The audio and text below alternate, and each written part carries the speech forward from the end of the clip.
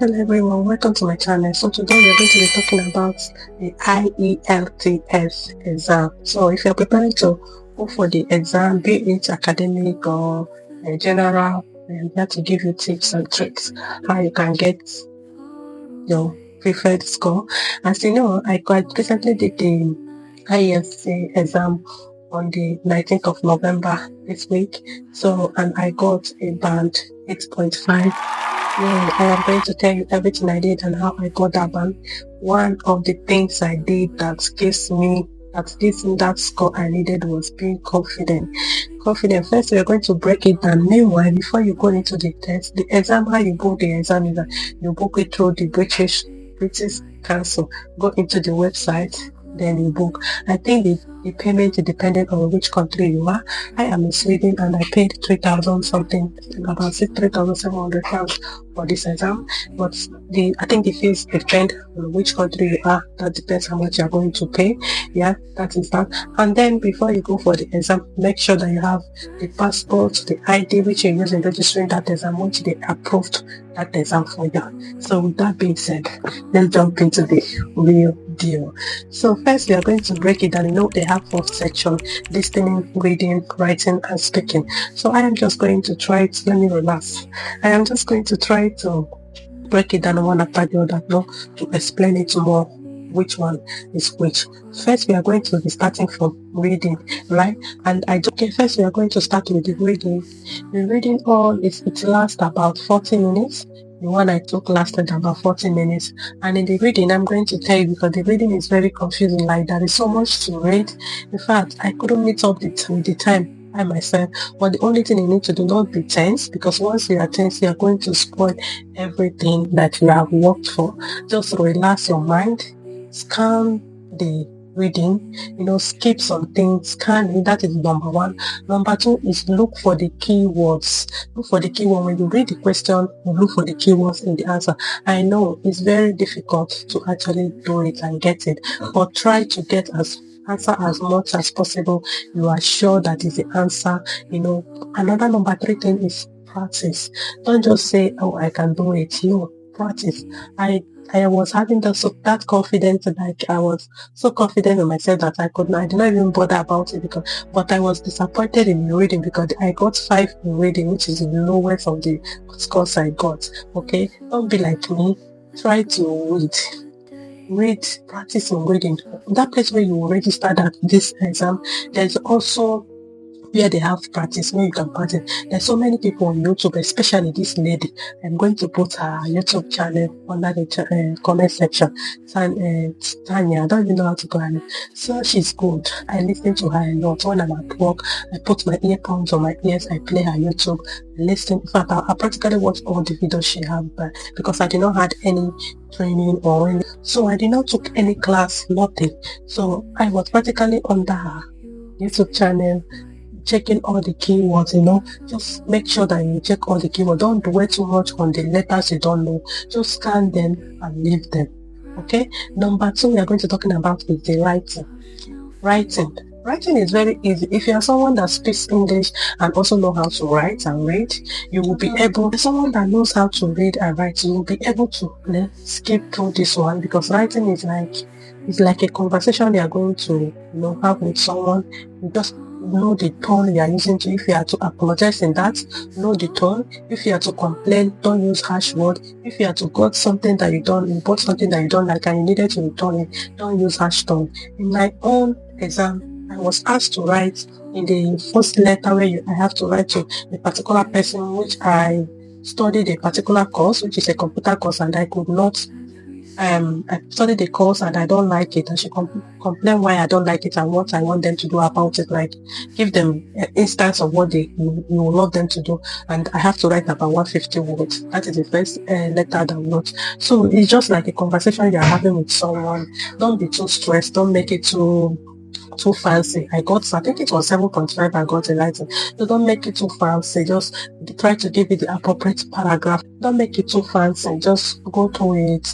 Just do your thing, okay? And then that starts. And another thing I want to say, that the second letter is where you should even spend, I think you have about 50 minutes to write these two letters. One is 150 letter and the second one is 250. Okay, that one is 250. I did not even finish it at my time. I think I wrote about 245.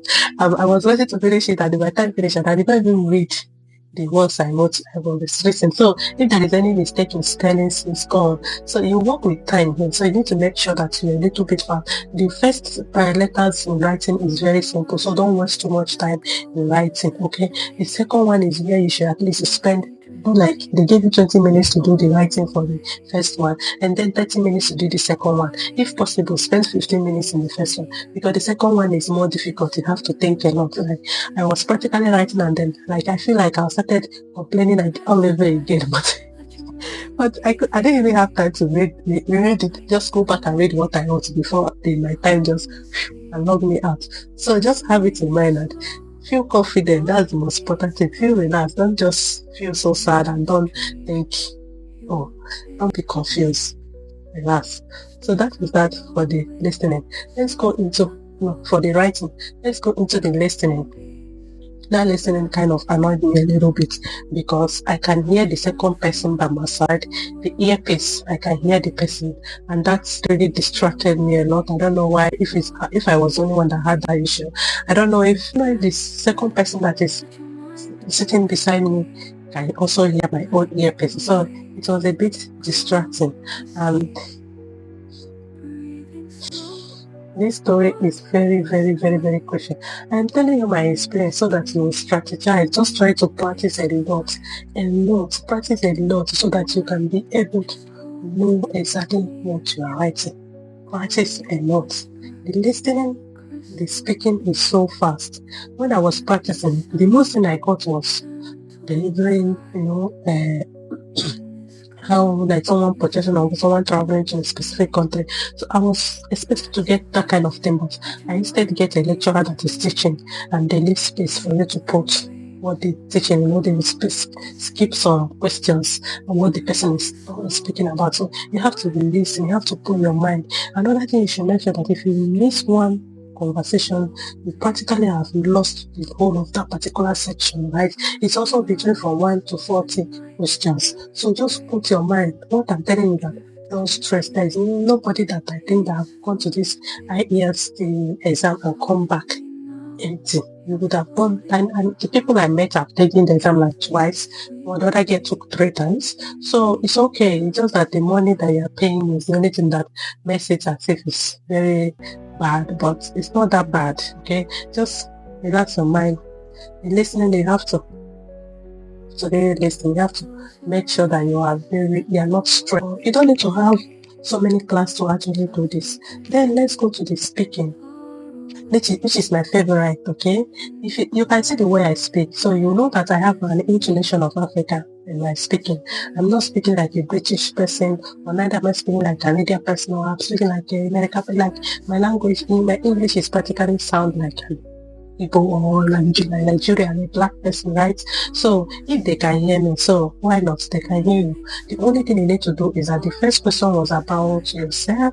The second is that's 2 minutes where you have to talk about somebody you love, depending on which question that comes out. The only thing you should focus on is make sure that your pronunciation is very clear and don't do too much and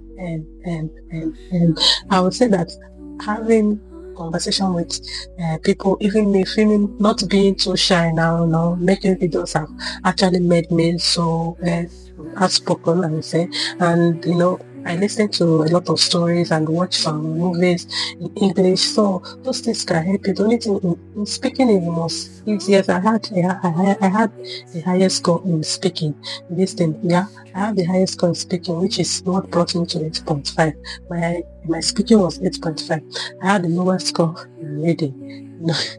The reading, there's someone to read, and my eyes, we spend 2-3 hours reading, and I don't have my classes, and at a point the letter started running away from my eyes, so it was not practically closing. So the speaking is for you to have confidence on yourself.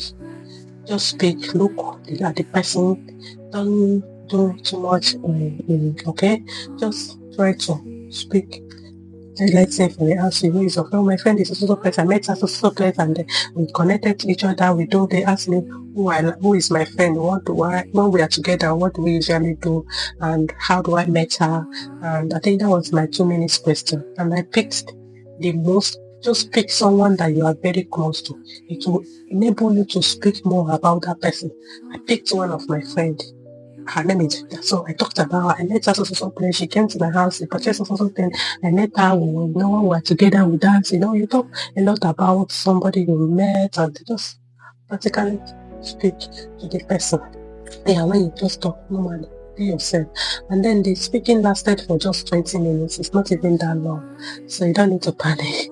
So that's all for my experience here in Sweden having this IELTS exam for the first time. You're having it to if you are going to write it for school, or you're writing the exam for general or for visa. All you need is just to be confident on yourself. As long as you can read and speak English, you will definitely pass. That is one thing I guarantee you. So just try to make sure that you are confident on yourself. I think I've said that before. That is the most important thing. And watch a lot of YouTube. If possible, watch this lady I started this video with. She's good. She's good. Everything I learned was from her YouTube. The practice I did was like, practice there, you have to. So the practice is like you're practicing and you're practicing. You're also seeing the answers and IELTS exam is not like that. You're not going to see the answer. So the only thing you will see is just yourself, okay? So yeah.